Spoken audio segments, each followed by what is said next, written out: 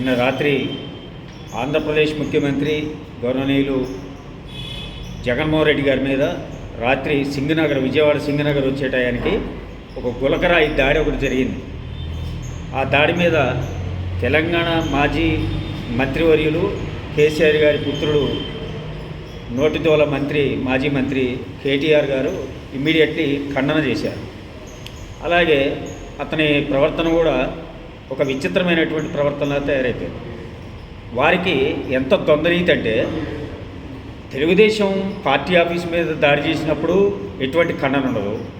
జగ్గైపేటలో చంద్రబాబు నాయుడు గారు మాజీ ముఖ్యమంత్రి 3 సార్లు ముఖ్యమంత్రి చేసినటువంటి వారి మీద రాళ్లదాడి జరిగినప్పుడు ఖండన లేదు.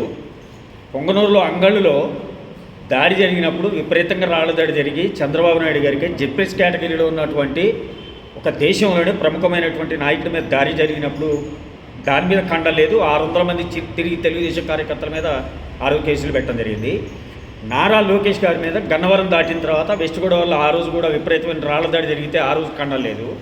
అంటే మీ నాన్న తెలుగుదేశం పార్టీలో ఎదిగి పైకొచ్చి ముఖ్యమంత్రి అయ్యి మీరు మీ పార్టీలో కడియం శ్రీహరి, తలసాని శ్రీనివాస్ యాదవ్, ప్రకాష్ గౌడ్ దగ్గర నుంచి అసలు లెక్కే లేదు. మీ మంత్రులు మొత్తం తెలుగుదేశం నుంచి వచ్చినవాళ్ళు.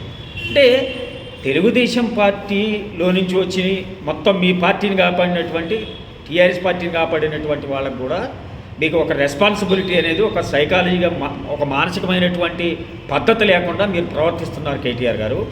మీరు తెలుసుకోవాల్సిన అవసరం ఉంది. ఇదే పద్ధతిగా మీరు ఇష్టం వచ్చినట్టు కనుక మీరు మాట్లాడుతూ ఉంటే మాత్రం 100%. రెండోది మీకు అసలు అత్యంత ముఖ్యమైనటువంటిది, మనకి అందరికీ ఒక తల్లిలాంటి నందమూరి తారక రామారావు గారి పుత్రిక, ఒక మాజీ ముఖ్యమంత్రి గారి భార్య భువనేశ్వర్ గారి మీద అసెంబ్లీలో ఒక దేవాలయంలో పిచ్చిగా కావ్యం చేస్తే కూడా మీరు కనీసం ఖండన చేయలేదు కేటీఆర్ గారు. మీ ద్వంద్వనీతిని మేము తీవ్రంగా ఖండిస్తూ ఉన్నాం, గ్రహిస్తూ ఉన్నాం. ఇప్పటికన్నా పద్ధతి మార్చుకోండి.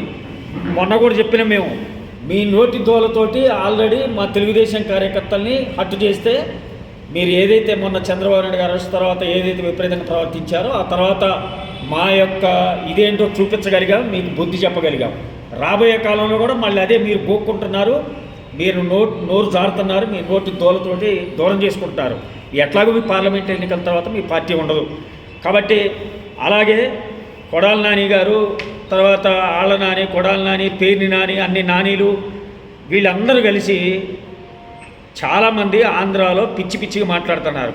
అసలు రాయలసీమ జిల్లాలో బస్సు యాత్ర స్టార్ట్ చేసినటువంటి జగన్మోహన్ రెడ్డి గారు వాళ్ళిద్దరు చెల్లెళ్ళు విపరీతంగా ట్రోల్ చేస్తూ ఉంటే వివేకానంద రెడ్డి మర్డర్ కేసులో అవినాష్ రెడ్డి, జగన్ రెడ్డి సిబిఐ చెప్పినటువంటి వాస్తవాలు బయట చెప్తా ఉంటే నీకు దిక్కు లేక రాయలసీమలో నువ్వు అణగారిపోయినావు, అయిపోయింది నీ పని.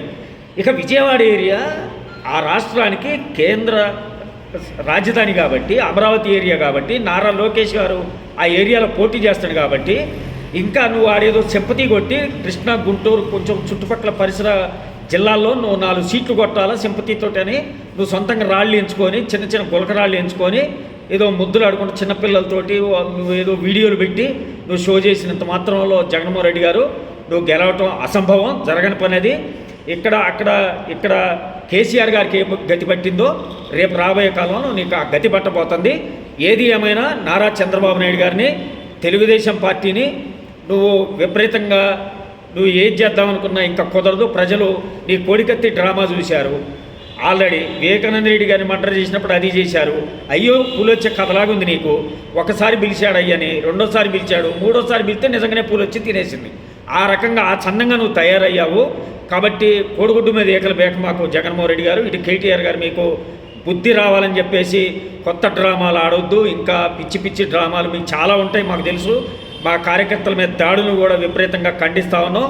కేంద్ర ప్రభుత్వం కలగజేసుకోవాలా, సిబిఐ ఎంక్వైరీ చేయాలా. ఎవరైతే జగన్మోహన్ రెడ్డి మీద రాళ్లదాడి చేశారో వాళ్ళని కఠినంగా శిక్షించాలా, సిబిఐ ఎంక్వైరీ చేసి వాళ్ళని పట్టుకొని శిక్షించాలని కోరుకుంటా ఉన్నాం.